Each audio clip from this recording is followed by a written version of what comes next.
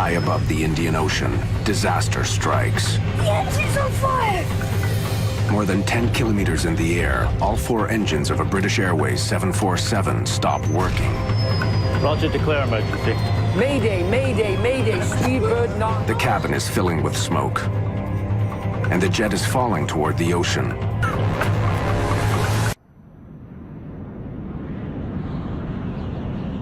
June 24th, 1982. British Airways Flight 9 cruises through the sky over Indonesia. In just a couple of hours, all 263 people on board are scheduled to land in Perth, Australia. Captain Eric Moody, one of the first at British Airways to be trained on the 747. Jakarta Control, Speedbird 9 over Halim at level 370. Speedbird 9, roger. First Officer Roger Greaves has been a co-pilot for more than 6 years. Barry Townley Freeman has been a flight engineer. As the jet flies over the city of Jakarta, it's cruising at more than 12,000 meters and has been in the air for a little over an hour.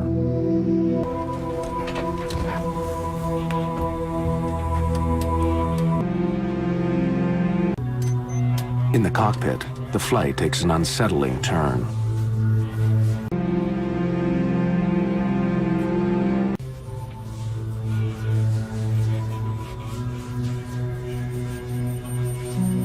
I think we better get the captain back up here.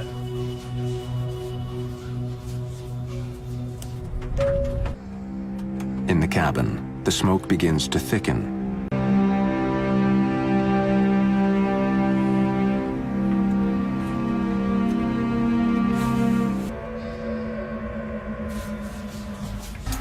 When did it start? Well, just after you stepped out. Anything on radar? No, it's clear, not a cloud. Oh my lord, look at engine 4! It's lit up somehow. Captain, have a look at number 1. It's the same on my side. None of the crew have ever seen anything like this before. But the light show is just the beginning. Their bizarre flight is about to take a terrifying turn for the worse. Strange lights are striking their windshield. Inside the cabin, smoke is growing thicker. Chief Steward Graham Skinner is organizing an intense but quiet search for a fire.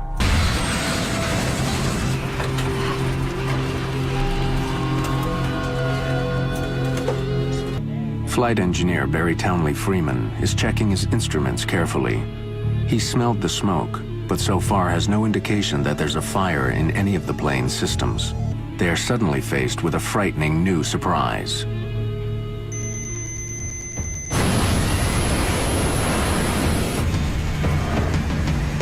Dad! The engine's on fire!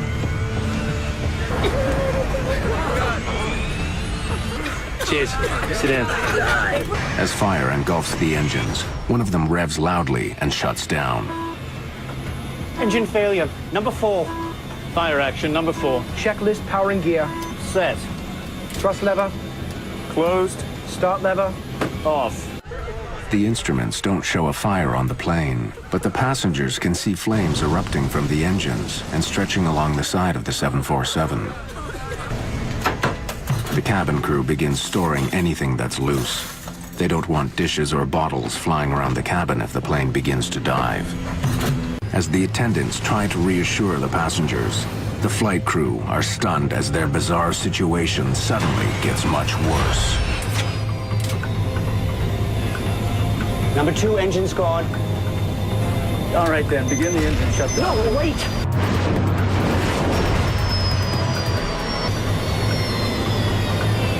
We've all gone. All 4 engines have failed.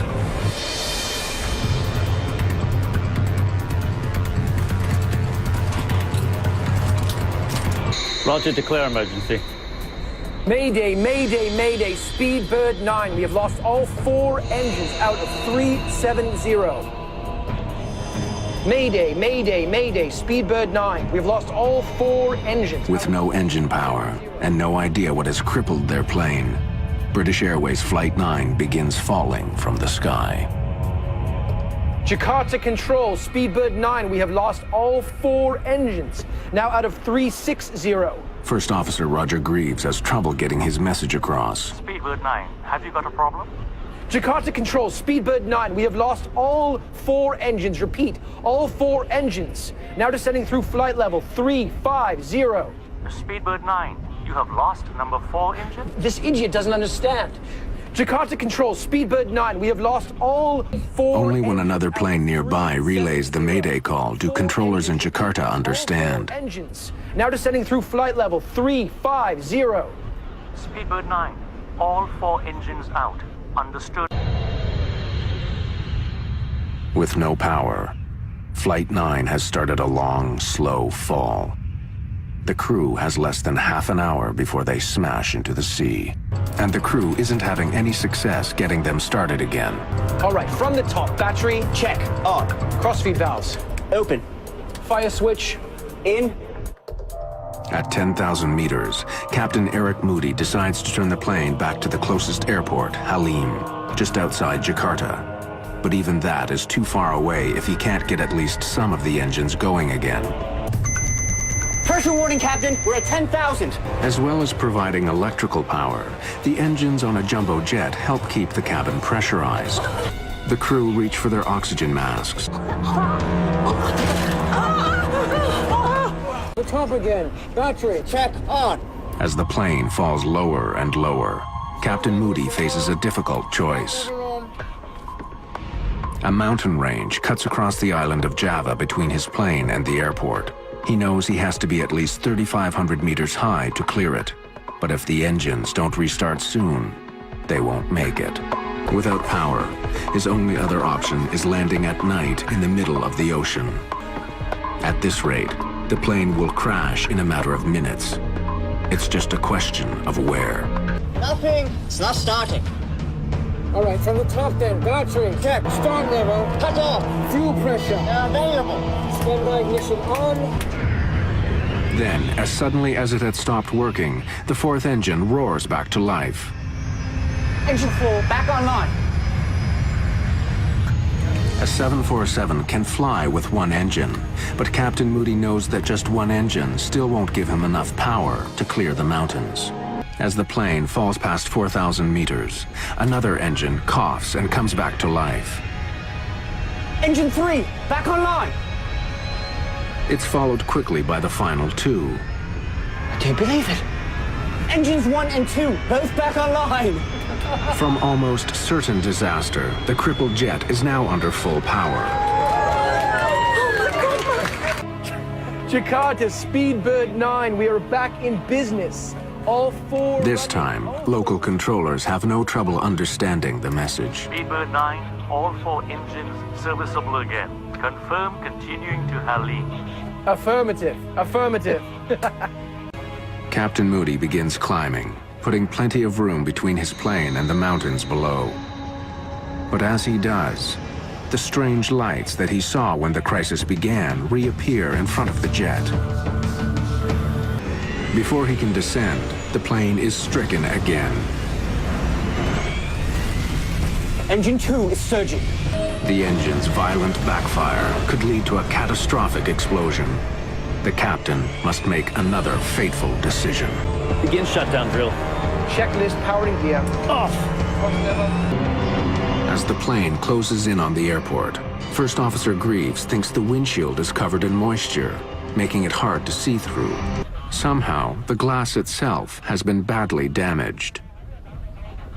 For some unknown reason, I looked out the edge of my windscreen, and about a 2-inch strip down the edge on the left-hand side, I could see much more clearly, but I couldn't see anything much out the front. It was getting more and more opaque the nearer and nearer we got to the lights. The crew gets a final unwelcome surprise. Equipment on the ground that helps them descend at the proper angle isn't working. After all the troubles they've been through, now the crew has to land their plane nearly blind. 300 feet, Captain. 200. 100. 50 feet. 30 feet. Reverse. 80 knots.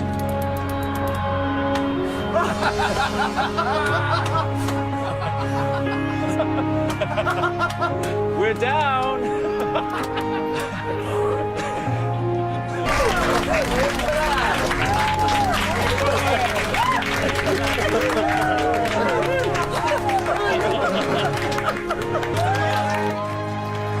Safely on the ground at Halim Airport in Jakarta, passengers celebrate the end of a harrowing ordeal. In the cockpit, the flight crew are relieved. The damage to the 747 is extensive. The windshield is heavily scratched. The wings and nose of the plane seem to be sanded down. The paint has been stripped off. Bare metal shows through. The engines were choked with fine dust, pieces of rock and sand. When it was closely studied, they learned that the debris was clearly volcanic ash. The night they were flying, there had been a major eruption of the Mount Galunggung volcano. It's located just 160 kilometers southeast of Jakarta. As the ash cloud rose more than 15,000 meters into the night, winds pushed it to the southwest, right into the path of British Airways Flight 9. The crew of Flight 9 was recognized with awards and commendations in the months after their incredible night.